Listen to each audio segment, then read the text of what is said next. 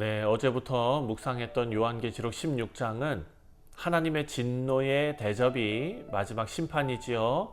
그것이 쏟아지는 장면입니다. 오늘 본문 12절부터 마지막 21절은 그 중에서도 6번째와 7번째 대접, 종말에 어찌 보면은 마지막 벌어지는 전 지구적인 심판을 보여주고 있습니다. 여러분, 이 시점에서 사람들은 회개하지 않고, 그리고 하나님께서는 그 자비의 문을 닫으셨습니다.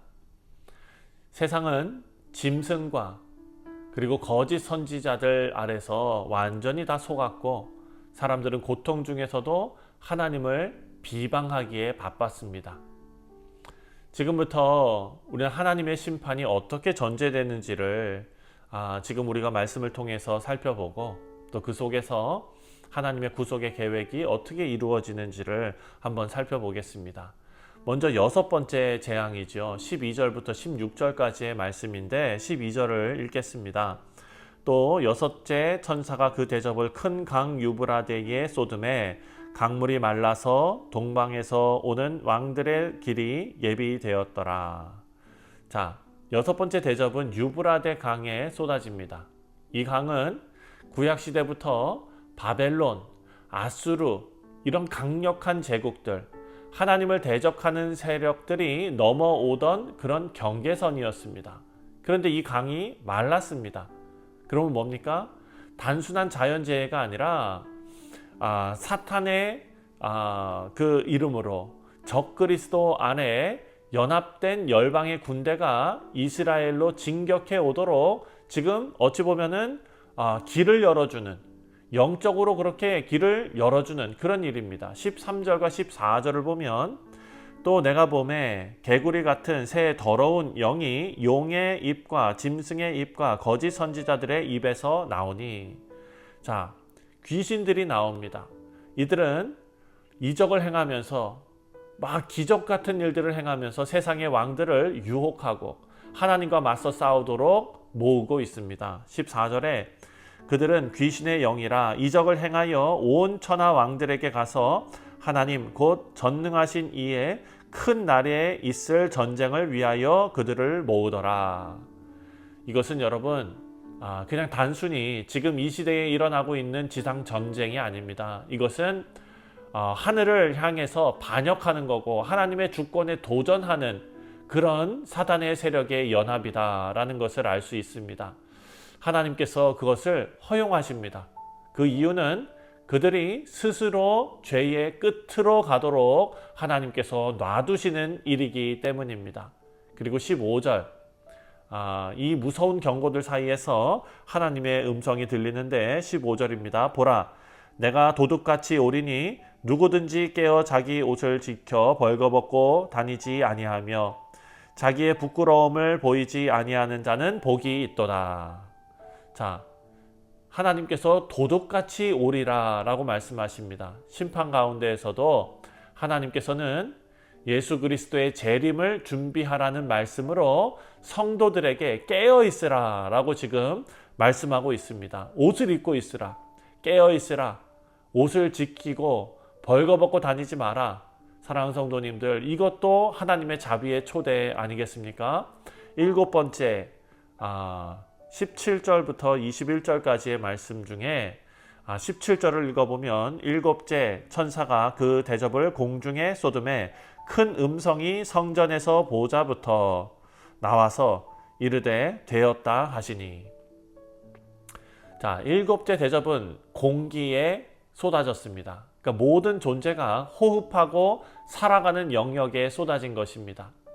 더 이상 어떤 특정 장소나 특정 사람에게 쏟아지는 재앙이 아니라 모든 인류를 향한 전면적인 심판을 말씀하고 있습니다. 그리고 하늘에서 말씀이 들려오는데 어찌 보면 선언 같은 말씀이죠. 되었도다 라고 말합니다.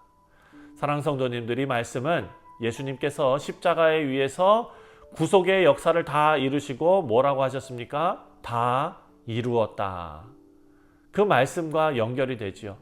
그때는 구원이 완성되었던 것을 선언하셨고 지금은 심판이 완성된 것을 선언하십니다. 그리고 이어지는 현상들을 한번 보면 18절 말씀을 보면 번개, 막 음성, 우레소리, 큰 지진 이런 것들이 나오고요. 19절 말씀을 보면 큰 성 바벨론이 세 갈래로 갈라진 것이 나옵니다.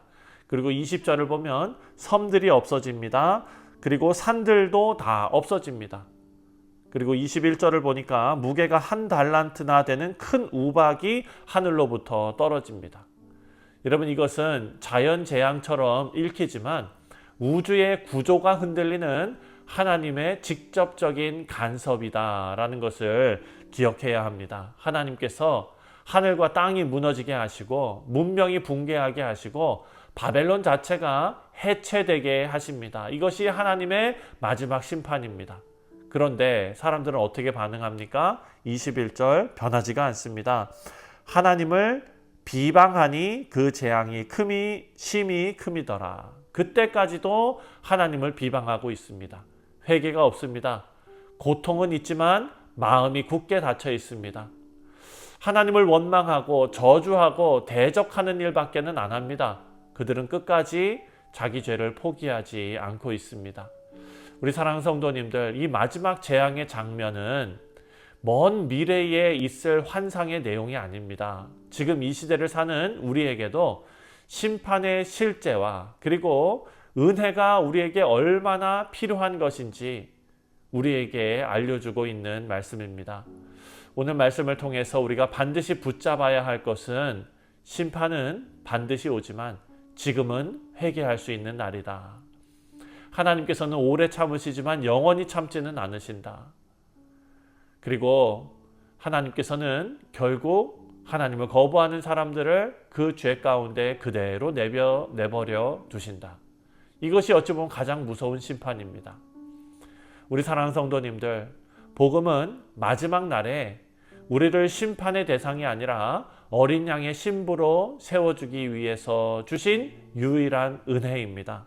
그 은혜에 감사하시며 이 심판의 내용이 두려움이 아니라 하나님께서 미리 경고하시고 또 앞으로 있을 그 모든 환난 가운데에서도 그리스도의 아름다운 신부로서 거룩하게 세워지기를 바라시는 우리 교회를 향한 하나님의 기대인 줄 믿습니다. 그 기대에 부응하는 우리 모두 되시기를 주님의 이름으로 축원드립니다. 기도하겠습니다.